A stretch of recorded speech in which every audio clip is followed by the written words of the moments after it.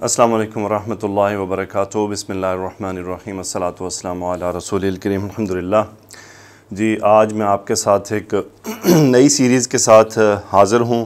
اچھا، یہ سیریز کیوں شروع کی جا رہی ہے کہ میری آن گوئنگ جو کلاسز ہیں، جو اعراب القرآن واٹس ایپ پہ میرے پاس موجود ہیں، بیسیکلی یہ ان کے لیے تھی، ان کو میں پڑھانا چاہ رہا تھا، تو اسی طرح یوٹیوب پر بھی آ جائے گی۔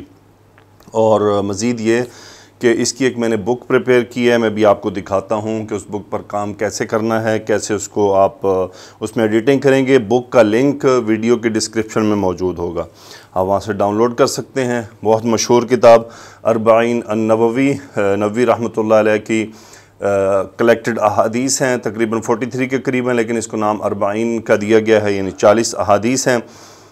یہ 40 احادیث بہت امپورٹنٹ اس طرح سے ہیں کہ یہ ہمارے یعنی دین اسلام کے ہر پہلو کو اپنے اندر سموئے ہوئے ہیں، اور عموماً آسان احادیث ہیں اور چھوٹی احادیث ہیں، سوائے ایک یا دو ایک احادیث ایسی ہیں جو تھوڑی لمبی ہیں، اور ادروائز نارملی احادیث مختصر ہیں، سیکھنے میں بھی آپ کو آسانی رہے گی، یاد کرنے میں بھی آسانی رہے گی، اور ایک احادیث کے ساتھ ایک تعلق قائم ہو جائے گا۔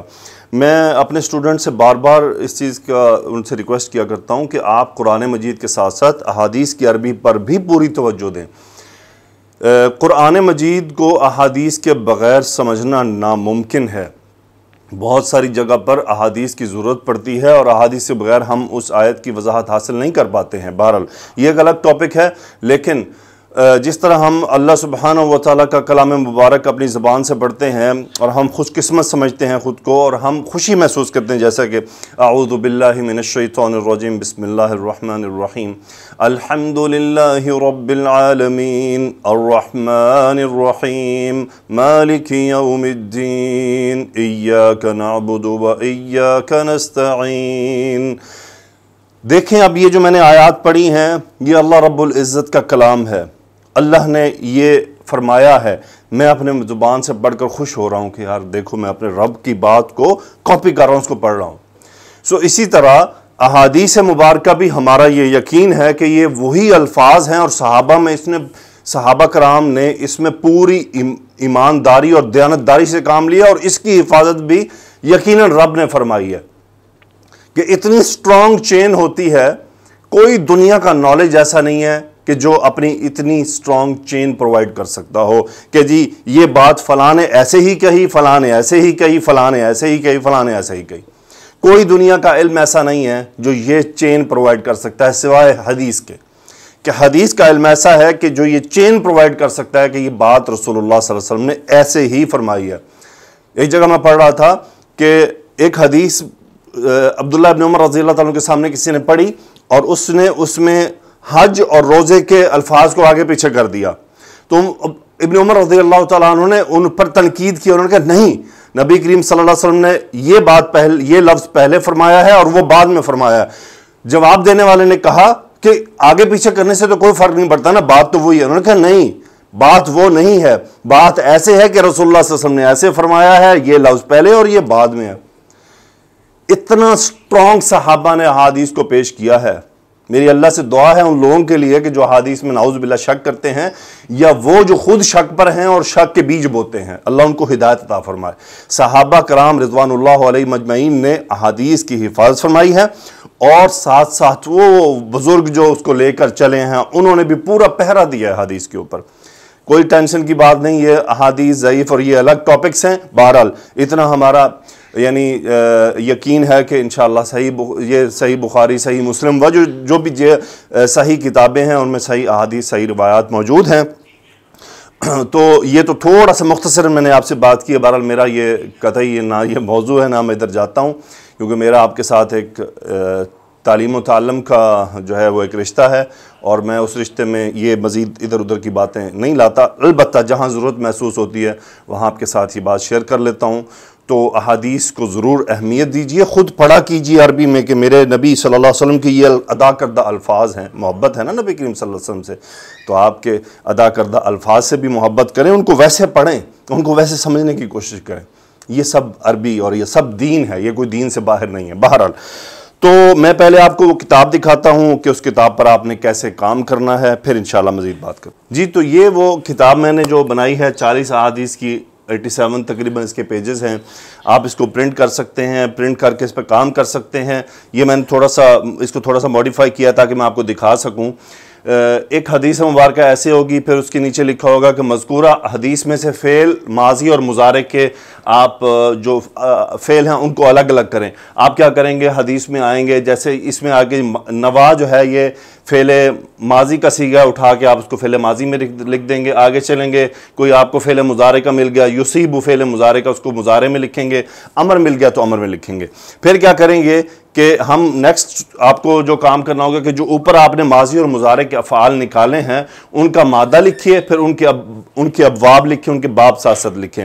نیکسٹ پھر آپ سے ایک کام اسی حدیث میں کروایا جائے گا کہ مذکورہ حدیث میں واحد، مثنیٰ یا جمع کے جو اسماء بھی ہیں، چاہے اس میں ضمیر ہی کیوں نہیں ہے، یعنی آپ کو ہو ضمیر مل رہی ہے آپ ہو لکھیں، ہما مل رہی ہے ہما لکھیں، ہم لکھیں، چونکہ یہ تمام اسماء ہیں، الذین، ما موصولہ، یہ تمام اسماء ہے۔ جو بھی اسم کی کیٹیگری میں آ رہا ہے نا اس کو اٹھا کے یہاں پہ لکھ دے، واحد، مثنیٰ، جمع۔ اب مزید آپ کی ہے کہ آپ جس طرح نیاتن ہے تو نیاتن کا واحد کیا ہوتا ہے، نیتن ہوتا ہے، تو اس طرح سے اب آپ خود بنانا چاہیں وہ آپ پر ہے۔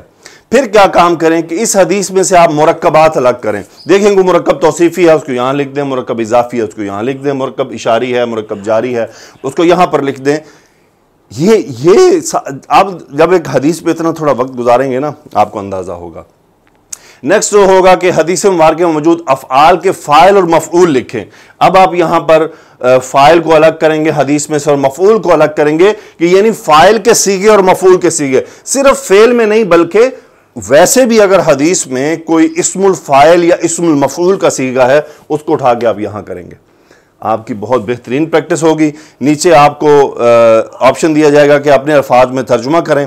اب آپ اپنے الفاظ میں اس حدیث کا ترجمہ کریں، اور میں آپ کو یقیناً حدیث کے ساتھ جو اس میں سے جو ایکسٹریکٹ ہوگا نا، جو سبق حاصل ہوگا، وہ بھی میں آپ کو ایٹ دی اینڈ آف حدیث وہ بھی شیئر کروں گا، جسے ہم مختصر تشریح کہہ سکتے ہیں کہ اس حدیث سے ہم نے سیکھا کیا کیا ہے۔ تو اس میں سے آپ پوائنٹ اپنے الفاظ میں یہاں لکھ سکتے ہیں۔ جب آپ 40 احادیث مکمل کر لیں گے تو یقیناً آپ کو اندازہ ہوگا کہ آپ نے کیا سیکھا۔ آئیے اب ہم اپنے سبق کی طرف چلتے ہیں اور آج سے اس کی ابتدا کرتے ہیں۔ جی تو پہلی حدیث، الحدیث الاول، پہلی حدیث، یہ پہلی حدیث ہی بہت امپورٹنٹ ہے، اس لیے کہ اپنی نیت یہی رکھیے گا کہ ہم نبی کریم صلی اللہ علیہ وآلہ وسلم کے احادیث کو سیکھنا چاہتے ہیں اور اس پر عمل کرنا چاہتے ہیں۔ اس کا ایکسٹریکٹ آؤٹ صرف عربک نالج نہیں بلکہ عمل ہمارا مین امپورٹنس ہے، کہ ہم نے عمل کرنا ہے، اس حدیث کو سیکھنا ہے اور اس کو اپنی زندگی میں اپلائی کرنا ہے، نہ صرف اپنی زندگی پہ اپلائی کرنا ہے بلکہ اپنے جاننے والوں، اپنے قریبی جو بھی ہمارے باؤنڈری میں آتے ہوں انہیں بتانا ہے کہ ہمارے پیارے نبی کریم صلی اللہ علیہ وسلم نے یہ فرمایا ہے۔ پہلی حدیث ہے ان امیر المؤمنین ابی حفص رضی اللہ عنہ عمر بن الخطاب قال سمعت رسول اللہ صلی اللہ علیہ وسلم یقول انما الاعمال بالنیات وانما لكل امرئ ما نوى فمن كانت هجرته الى الله ورسوله فهجرته الى الله ورسوله ومن كانت هجرته لدنيا يصيبها او امرأة ينكحها فهجرته الى ما هاجر الیہ۔ چلتے ہیں جی حدیث کی طرف۔ ان حرف جر ہو گیا، ان امیر المؤمنین، امیر المؤمنین مرکب اضافی ہے، ان امیر المؤمنین یہ مجرور ہوا۔ امیر المؤمنین رضی اللہ تعالیٰ عنہ سے روایت ہے۔ ابی حفص، اچھا اس کا بھی ہو سکتا ہے کہ یا تو یہ عطف ہے اس پر کہ ان ابی حفص ان عمرہ، یہ بھی حالت جر میں ہے، یہ بھی حالت جر میں ہے۔ ان امیر المؤمنین ان ابی حفص ان عمر بن الخطاب، یہ آپ کی یعنی بیسیکلی آپ کی جسے کہہ رہے ہیں نا کہ چونکہ بڑے صحابی ہیں، خلیفہ ہیں، تو ان کو جیسے کہ ایک ہی آدمی کے کئی اس کے نام پکار دینا اس کی شان کے لیے، تو یہ ان امیر المؤمنین ابی حفص عمر بن الخطابی۔ ابن الخطابی جر کیوں ہے کہ یہ صفت ہے عمر کی اور عمر حالت جر میں ہے، کہ امیر المؤمنین ابو حفص ان کی کنیت تھی اور ابن الخطاب یہ ان کے والد کا نام تھا۔ قالا فعل ماضی کا صیغہ ہوا فاعل، اور وہ کون ہے؟ عمر رضی اللہ تعالیٰ عنہ۔ قالا سمعت رسول اللہ صلی اللہ علیہ وسلم، یہ مقولہ ہو گیا، یہ پورا مقولہ۔ سمعت اس کا آنا ہو گیا فاعل، سمع یسمع فعل ماضی کا صیغہ۔ سمعت میں نے سنا، رسول اللہ حالت نصب میں ہوگا، مرکب اضافی مفعول ہے کہ میں نے سنا رسول اللہ صلی اللہ علیہ وسلم کو یقول کہتے ہوئے، اور یہ یقول جملہ حال ہے، رسول کا حال ہے. سو ذوالحال یہ پورا مرکب اضافی ایکچولی ذوالحال ہو گیا، اور حال ہے فعل مضارع کے رسول اللہ صلی اللہ علیہ وسلم کو فرماتے ہوئے سنا. اس کے بعد ہے حدیث، کیا فرماتے ہوئے سنا؟ انما الاعمال بالنیات. ان حرف تاکید مائے کافہ جس نے ان کا ایفیکٹ روک لیا. الاعمال مبتدا ہو گیا، عمل ان کی جمع الاعمال، اور یہ با حرف جر بالنیات نیت ان کی جمع. اچھا یہ تو ہو گیا مبتدا، اور بالنیات اب یہ قائم مقام خبر ہے. خبر ایکچولی حالت رفع میں ہوتی ہے تو اس کو قائم مقام خبر عامی لہجے میں کہہ دیتے ہیں، لیکن اصل میں جو اس کا عربک میں نام ہے وہ ہے شبہ جملہ، یعنی جملہ کی طرح جس میں بھی حرف جر آ جائے اسے شبہ جملہ کہتے ہیں. تو یعنی مبتدا الاعمال بالنیات شبہ جملہ خبر ہو گئی. سو اچھا ہوا کیا کہ الاعمال، یہ با کو علماء کہتے ہیں کہ یہ با ایکچولی یہاں پہ با سببیہ ہے کہ اعمال کا سبب بیان کیا جا رہا ہے کہ الاعمال تمام اعمال بالنیاتی، ان کا جو دار و مدار ہے وہ کس پر ہے؟ نیتوں پر ہے، کہ تمام اعمال نیتوں کے ساتھ ہیں، ان کا جو رزلٹ ہے وہ نیت کے مطابق نکلے گا. سو انما الاعمال بالنیات، تمام اعمال نیتوں کے ساتھ جڑے ہوئے ہیں. یعنی اگر یہ اس کا رزلٹ جو ہے وہ نیت کی بنیاد پر ہوگا، یہ ہم آخر میں دیکھیں گے کہ وہ کیسے کیسے ہم اس کو ڈیفرینشیٹ کرتے ہیں. آگے ہے وَإِنَّمَا لِكُلِّ امْرِئٍ مَّا نَوَىٰ، پھر وہی ان حرف تاکید مائے کافہ ہو گیا.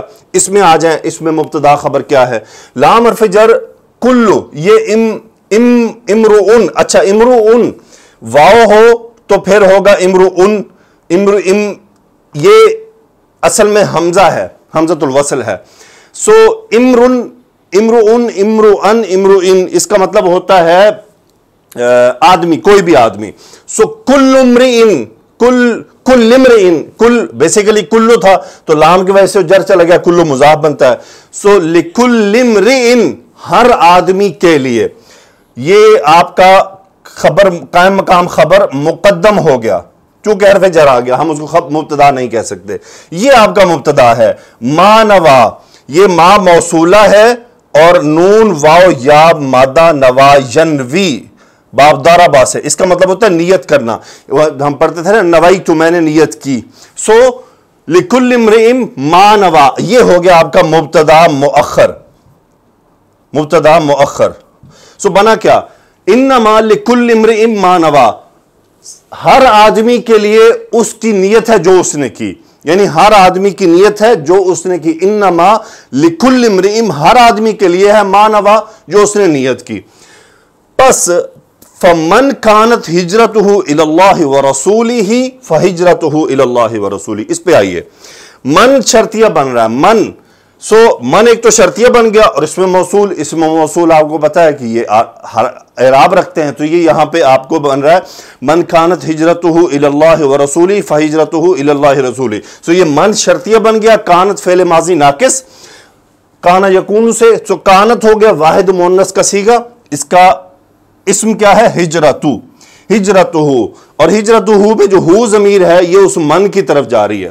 سو فمن کانت ہجرتہ الی اللہ ورسولہ، سو الی اللہ ورسولہ یہ دونوں متعلق ہو گیا. متعلق خبر جو یہاں پہ موجود نہیں، جسے ہم قائم مقام خبر کہہ دیں گے. سو فمن کانت ہجرتہ الی اللہ ورسولہ، واوتفوا الی کا اثر آئے یہاں پر. جس کی ہجرت ہوئی اللہ اور اس کے رسول کی طرف، یعنی جس نے ہجرت کی اللہ اور اس کے رسول کی طرف، فہجرتہ الی اللہ رسول، یہ جواب شرط ہو گیا. ہجرتہ، پس ہجرت ہوئی اس کی الی اللہ ورسولہ، اللہ کی طرف اور اس کے رسول کی طرف. آگے بات چلتی ہے ومن کانت ہجرتہ، یہ سیم وہی ہے. من کانت ہجرتہ، لام حرف جر آیا، لدنیا، دنیا کے لیے ہوئی. من کانت ہجرتہ لدنیا، جس یہ پورا جملہ شرطیہ بن گیا نا، اس کا جواب شرط یہاں پہ ہے، یہ جواب شرط ہے. من کانت ہجرتہ لدنیا، جس کی ہجرت ہوئی دنیا کے لیے. اچھا یہ دنیا کی صفت آ گئی یصیبھا، اصاب یصیبو، یعنی حاصل کرنا، یا اصاب یصیبو کا مطلب ہوتا ہے حاصل کر لینا، لگ جانا، مل جانا.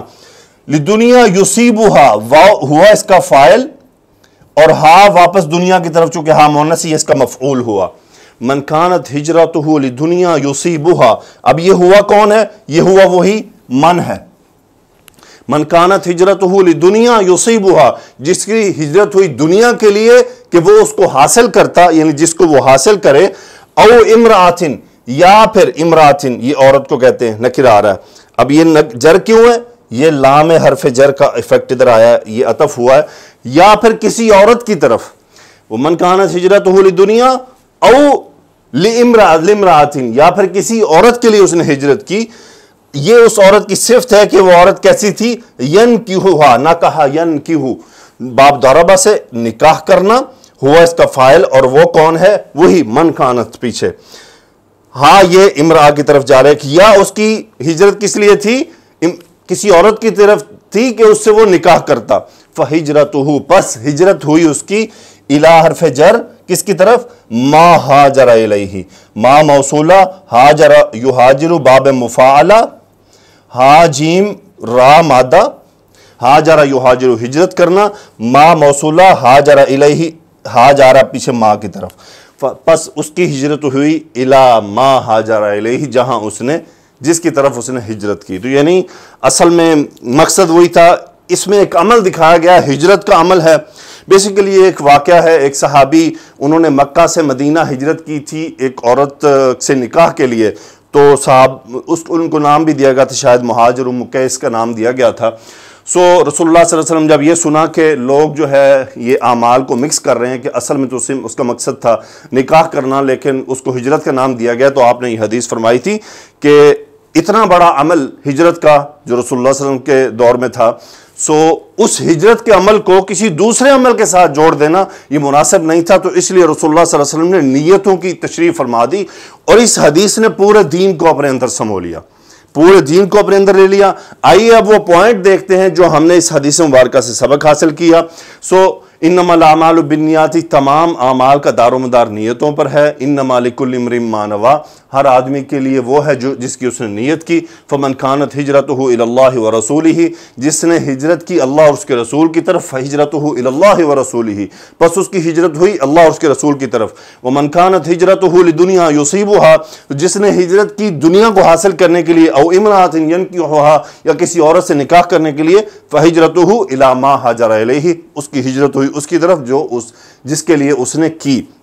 यानी वो अपनी नियत को अब यहां पे मिक्स नहीं कर सकता कि वो ये कह दे कि चलो ये भी साथ काम हो गया और ये भी हो गया। नहीं, नियत जो हो, जिस चीज की नियत की थी सवाब उसी का मिलेगा। आगे मैं आपको एक स्लाइड दिखाता हूं, फिर उस पर हम देखते हैं। जी, तो हदीस से हमें सबक क्या मिलता है? आइए वो देखते हैं कि हम हदीस से क्या क्या सबक लेते हैं। पहला सबक, अच्छी नियत के आमाल पर फजीलत। यानी इस हदीस ने तमाम आमाल को अपने अंदर समो लिया है कि जब तक हमारी उनके लिए नीयत दुरुस्त नहीं होगी तो वो हमारा अमल ना अफजल होगा, ना इंदल्लाह कबूल होगा, ना उसकी कोई अहमियत होगी। तो जब तक हम किसी भी अच्छे अमल को अच्छी नीयत नहीं देंगे तो हमें नतीजा उसका अखज़ नहीं हो सकता, हम उससे रिजल्ट हासिल नहीं कर सकते। अगला पॉइंट आपके साथ शेयर करता हूं, मुख्तसरन चूंकि मुझे बात करनी, आवाम आमाल के सवाब का दारोमदार नियत पर है। हम जितने भी आमाल करते हैं जो खैर के हैं और अच्छे अमाल हैं, ये तक बुरा अमल नियत की वजह से अच्छे अमल में दाखिल नहीं होगा, वो फ़ी नफ्सी ही बुरा अमल है। जैसा कि मिसाल के तौर पे आजकल कुछ यूट्यूबर्स ने काम शुरू किया हुआ है या फेसबुकर्स ने, या वो क्या करते हैं कि फ़ी नफ्सी ही वो अमल गंदा है, उसमें फहाशी है, उसमें औरतों का इस्तेमाल है, लेकिन जी हम इससे कमाई करके गरीबों की मदद करना चाहते हैं। ये शैतान का खेल है और कुछ भी नहीं है। असल में वो धोखा खा गए हैं कि जो अमल फ़ी नफ्सी ही बुरा है उसको अच्छी नीयत का पजामा पहना कर उसको दुरुस्त अमल में नहीं लाया जा सकता, उसका कोई सवाब नहीं होगा, उल्टा गुनाह हो जाएगा कि अल्लाह के हराम करदा चीज़ों का इस्तेमाल ही गलत करना शुरू कर दिया, यानी उल्टा उनका मजाक उड़ाना शुरू कर दिया। ये तो एक तरह से हो गया।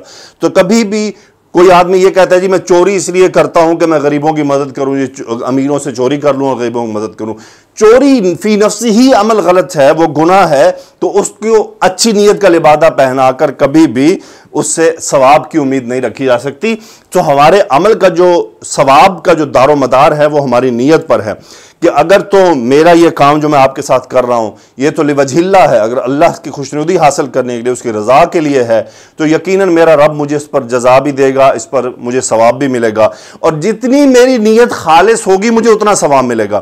جہاں جہاں میری نیت میں گڑبڑ آ جائے گی کہ مجھے لائکس چاہیے، مجھے سبسکرائبر چاہیے، مجھے فالوورز چاہیے، مجھے تعریفیں چاہیے، تو وہی میرا ثواب بھی کم ہوتا چلا جائے گا۔ اگلا پوائنٹ آپ کے ساتھ شیئر کرتا ہوں، عبادت اور عادت کا فرق نیت سے ہے۔ عبادت اور عادت کا فرق کیسے ہے؟ جیسے ہم نہاتے ہیں، اب نہانا ہماری ایک عادت ہے، ہمارا ایک کام ہے جو ہم نے کرنا ہوتا ہے، لیکن صرف نیت اس عمل کو عبادت میں بدل دیتی ہے۔ وہ کیسے؟ ایک ہے غسل جنابت۔ دیکھیں غسل جنابت کیا ہے؟ جب انسان جنابت کی حالت میں تو اسے غسل کرنا ہوتا ہے، پہلے بھی نہانا ہے، وہ بھی نہانا ہے، لیکن دیکھیں جنابت میں آنے کے بعد بھی تو وہ جا کے نہا سکتا ہے نا۔ قربان جائیں، صرف نیت نے اس عمل کو بدل دیا، سیم کام وہی نہانا ہے، لیکن صرف نیت سے وہ عمل عبادت بن گیا، اس پر بھی ثواب ملے گا۔ اللہ کا حکم فالو کیا ہے، ویسے بھی تو نہا سکتا تھا انسان، لیکن اللہ کا حکم فالو کر رہا ہے۔ دنیا میں کتنے لوگ نہاتے ہیں، جنبی بھی ہوتے ہیں، یعنی جنابت کی حالت میں بھی ہوتے ہیں، کئی لوگ ہیں جو غیر مسلم ہیں جنابت کی حالت میں ہوتے ہیں نا، ان کیا خیال ہے وہ نہا کے پاک ہو جاتے ہیں؟ نہیں ہوتے۔ پہلے تو وہ فی نفسی نجس ہے نا، تو ان کی تو پاک ہونے کی تو کیا ان کی ہو۔ بہرحال ہمارا جو عمل ہے کہ ہم نہائیں اور ایک ہم غسل جنابت کریں، صرف نیت چینج کی ہے، عمل سیم ہے، دو چیزیں ایڈ کی بیچ میں، باقی تو وہی کچھ ہے نا، ویسے ہی نہاتے ہیں، پہلے بھی نہاتے ہیں، اس میں غرارے ڈال دیے اور ناک میں پانی چلانا ڈال دیا، ناک میں ویسے بھی پانی چلا جاتا تھا، لیکن اب ہم ایک طریقے سے کر لیتے ہیں، تو سیم عمل ہمارا عبادت بن گیا۔ سو عادت اور عبادت میں فرق پیدا ہو جاتا ہے۔